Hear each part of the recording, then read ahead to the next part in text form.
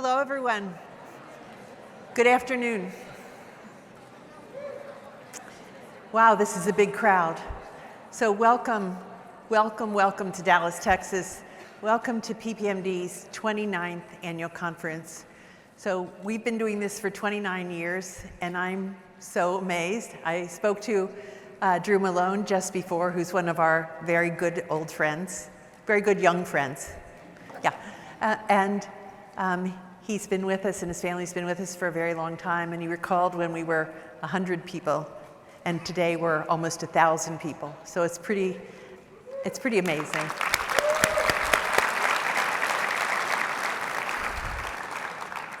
So I think we have a really wonderful conference in store for you.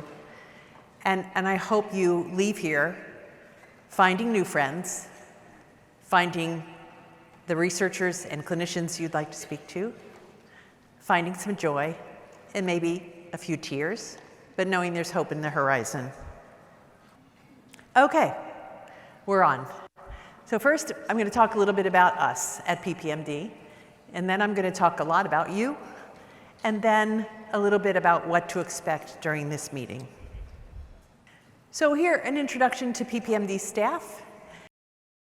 Eric Camino leads our research. Jennifer Colabianco works with him and works with all of us to make sure that we're online, doing the things we need to do, get the backup on those grants, and make sure they make progress. This is Lauren Stafford, who just joined us. She'll be with us about a year, leads our policy in Washington, D.C., and Brian Denger, who I think many of you know, who's been a friend and now works full-time for PPMD, been a friend for about 20 years. They lead our policy. They are leading working with Kelly Maynard on, and Little Hercules on insurance issues, navigating patients through insurance and access to therapies, so you will meet them here. Next slide. All right, and here you see our care team. Our care team is really a wonderful group of people. Rachel Schrader leads that care team. Alexis Hazlitt is on the team. Mayna Scavina is on the team. Mayna is a physician from Nemours Hospital in Delaware, and she should be here by tomorrow, we're hopeful, and Amanda Wilkinson. And I think Kathy Kinnett, I think you know, has retired 3 times, and she is still working for us. So we're pleased to have this wonderful care team. Next slide. And this is engagement. Kimberly Galbraith orchestrates all of the nuts and bolts of this meeting. Without Kimberly, I think we might be in Middletown, Ohio, which I'm not sure you'd be pleased with. But Kimberly is really responsible for how this looks with a whole team of people. So she is really remarkable. And Kimberly's been with us over 20 years as well. And then Patrick Motion. I think you know Pat Motion. Many of you know him, certainly the PAC. Green button. Okay, green button. Yay. Okay, thank you. Pat Motion has been with us for the past couple of years, and Ellen Wagner has been with us, and they really handle community engagement, and so you'll see them floating around as well. Oh, look at that, it changed. So here, as well as our engagement team, Allie Kripe, you can see Nicole Herring, Allie Kripe, and Aaron as well. So, and these are even changing. So these are our development team, also our engagement team, so you will see them here as well. And finally, people that really manage all of our social media, who manage our website, are wonderful. Emily just joined our team, and Stephanie is off on maternity leave, so she's not here, and we asked her to come back the day after she had her baby. She was a little reluctant to do that, but she'll be here with us next year. And this is the people who hold us together. Our finance team, Joni Gabbard, has been with me for about 18 years. She holds me together, and which sometimes is a lot for her, I know. And the other two are with us, and they're not on site. And this is both Carrie and Maria. Both of those people do our finances, make sure that we are doing things well and properly and with best practice. And then there's Kaylin and I at the top. So I serve as president of PPMD, and Kaylin is our chief business officer. Kaylin lives in New Jersey, which is a risk, as we know, because getting here from New Jersey this past week has been hard. We're expecting Kaylin tomorrow.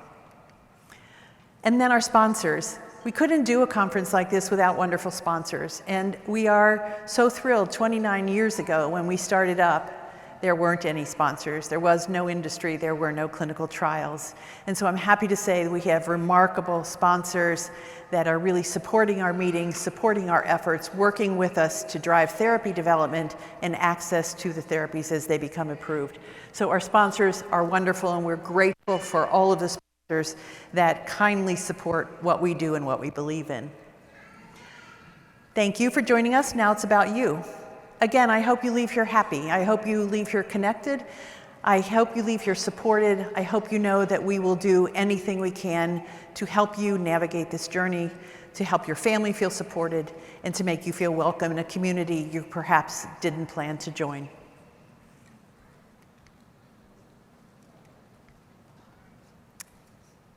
Let's see if it's going to change. All right. For care, some of the times I think when we have a diagnosis of Duchenne or Becker and when we're found out to be a woman that carries the dystrophin gene, I think we wonder about where do you go to get the best of care? Where can I go to find the physicians who are going to know about Duchenne and Becker and female carriers, who are going to know what to do, what to say, which is sometimes more important, at least at the first meeting, and how to help. So about 10, 11 years ago, Kathy Kinnett led the way to develop the Certified Duchenne Care Center program. This program really goes out to different sites who apply to us to become a certified center. When they meet the criteria on paper, then what happens is we go out to the site and make sure that what they've said on paper is what happens in the clinic. And we do a site visit and we spend time with patients. And then if all that works, we do a patient survey and make sure that not only what's on paper, what's happening in the clinic, and that the families who really access that clinic are satisfied with the care and pleased that they feel supported.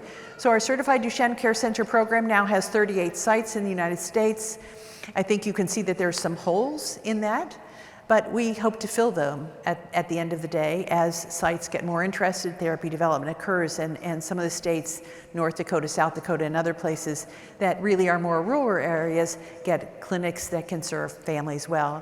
We have 2 international sites. One is in the Czech Republic and one is in South Africa. And we're so really pleased to have international partners because we don't think geography should be a reason that you don't get good care and you don't have access to medicines. This is PPMD for You. So during this time, we have PPMD for You, and I think this is really one of the important components of this meeting, is that you can arrange a time to sit down with a genetic counselor, you can arrange a time to sit down with someone in education, you can arrange a time to sit down and talk about physical therapy, you can sit down and talk about respiratory, what this means, how do I use this equipment, because I think when you get a diagnosis, so many words are thrown at you that sometimes it just gets pretty overwhelming.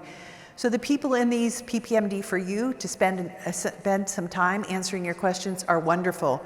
Our genetic counselors, Ann Martin, Nikki Armstrong, and Kayla Quinn, are just terrific at explaining the genetics of Duchenne and Becker muscular dystrophy. Denise Grunder was my babysitter a long time ago, so she raised my children. So any complaints about my children along the way, and my daughter Michelle is here, please give them to Denise and not me. She's wonderful and can talk about education, as well as Jill Castle is here, who as well came from Arizona, has Anthony, a boy with Duchenne, who's now an adult and can sort of walk you through the issues with education. Claudia Senesac from Imaging DMD, and for those of you who aren't aware of Imaging DMD, this is a clinical study that looks at muscle and how change takes place in muscle. So if you're thinking about this, it's a good study to sort of tune into and check it out and maybe consider participating. And Amy, I'm not even sure how to say that last name, but Amy's wonderful and can talk to you about respiratory equipment. So please take advantage, sign up for time to talk, time to listen, time to think, time to get your questions answered.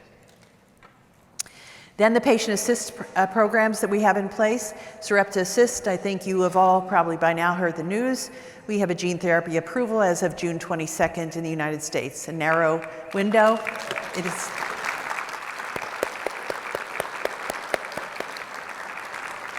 It feels like a big step forward that we're really pleased about. PTC Cares for Emflaza as well. want to talk to those people because sometimes navigating into getting steroids is hard. So PTC cares in NS for their antisense oligonucleotides, as well as Sarepta has antisense oligonucleotide approvals. I'm happy to say we have 6 approvals in this country, which is pretty amazing, especially if I look back over the years when we had none. We have some keynote speakers, and I think you'll love listening to them. Chris Jones, you might have heard before. Chris Jones is a previous board member. He's really a wonderful speaker. I think you'll enjoy what he has to say. Buddy Cassidy may not be as well known to you unless you watch the Sarepta's advisory committee meeting, where Buddy Cassidy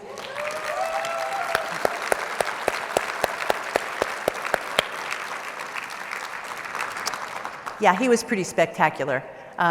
We really did appreciate what he had to say on the advisory committee, and I think all of us that were watching the advisory committee felt that we were right there, sitting next to Buddy, and he was saying what was in our hearts. So we're really pleased that Buddy's here, and he'll be speaking on Saturday.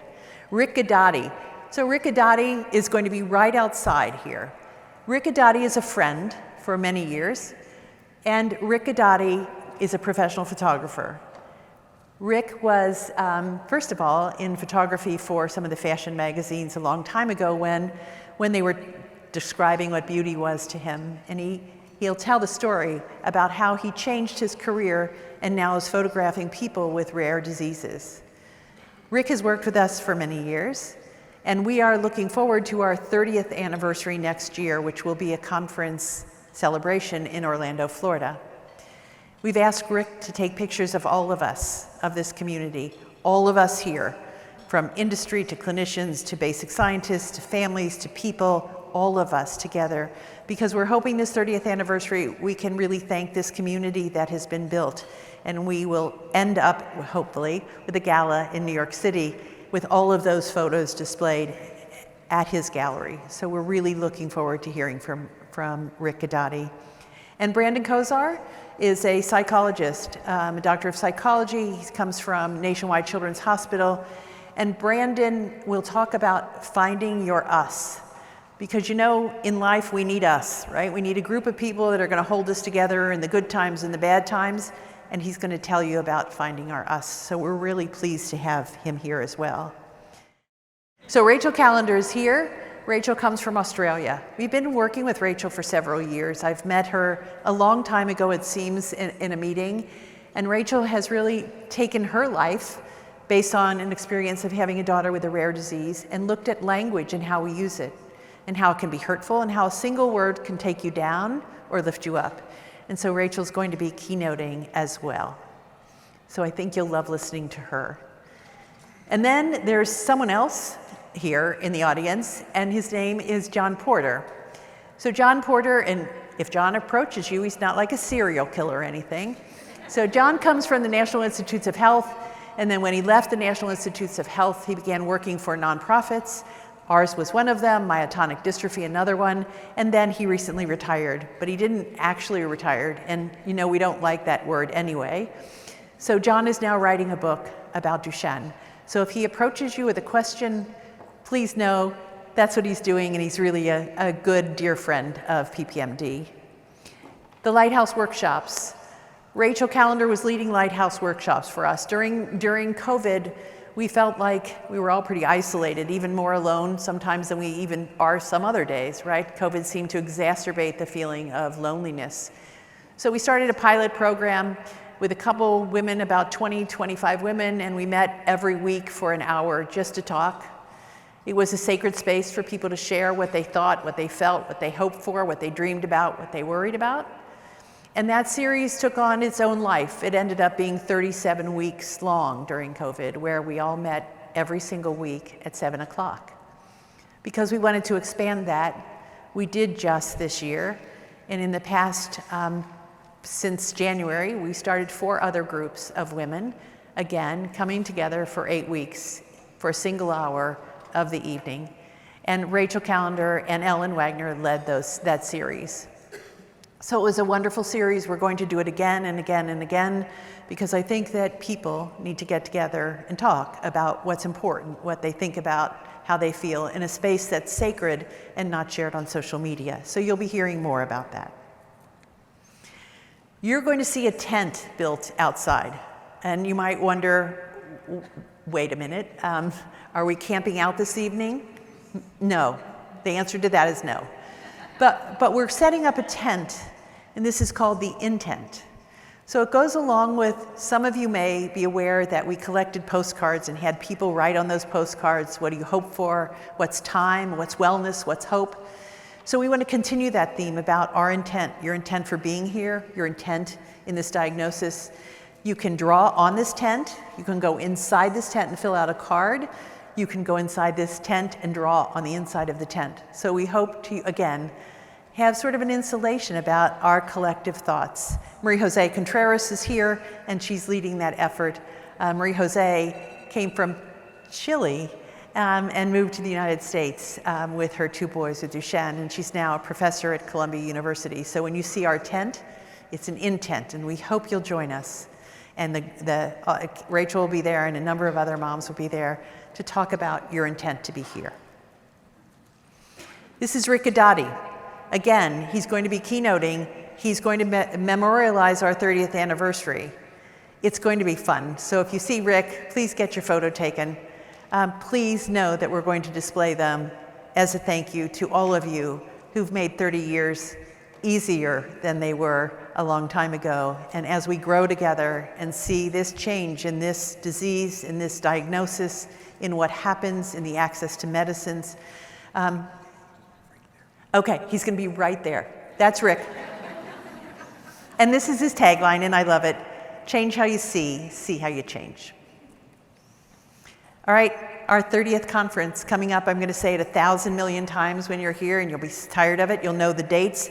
The dates are next year in Orlando, Florida, the last weekend of June.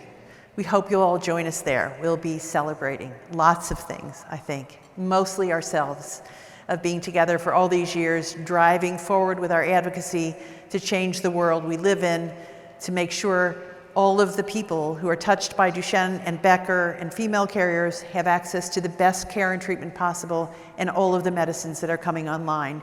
And to know that geography cannot be the reason that someone doesn't access good care and treatment, that we have an obligation to ourselves and to all of those other families that are ever touched. So we'll celebrate that next year in Orlando, Florida. And just to make it fun, we're going to have a booth outside. So if you sign up to participate in the conference next year, $30 registration for the conference, and then we party in Orlando. And so now we begin. I love this phrase, don't let the hard days win, because I think wherever you are, whoever you are, we all have those hard days. They just can't win. And so they won't. We now have 6 approved therapies for Duchenne in the United States, which is amazing. I'm going to try to say this. I have said Elevidys like 32 times, so I can say it right. I don't know how they name these drugs. I don't know even the length of the name for Distromax, that. I can't say that either. But we have that, and we'll be talking about that. We have a pending approval of vamorolone as a dissociated steroid. That should happen in the fall. And potentially another approval of Givinostat, an HDAC inhibitor, maybe in January or February of next year. So it's December is the PDUFA date, so it will be this year, actually. So we have lots to look forward to, never mind all of the trials by all of the companies, our wonderful sponsors who are doing those trials, and we can see we'll be learning more about PDUFA dates. And for those of you unfamiliar with a PDUFA date in the United States, that's called the Prescription Drug User Fee Act, and that means the date when the FDA will make a determination whether or not to approve. So we'll be tossing around PDUFA dates a lot, hopefully more and more frequently as we see the end of these clinical trials, the submission of data, and an FDA decision. So there's power in all of us. We've been doing amazing things together. You all have participated in trials, which is incredible. Clinicians who are also wonderful. Basic scientists got us where we are. Companies are taking us further in clinical trials. An FDA in the United States will approve, we're hopeful, and then our payers will be able to cover these products so that we can access these therapies and change the trajectory of Duchenne and Becker and take care of those females who carry this gene so their hearts and their bodies stay strong and good for all of their lives.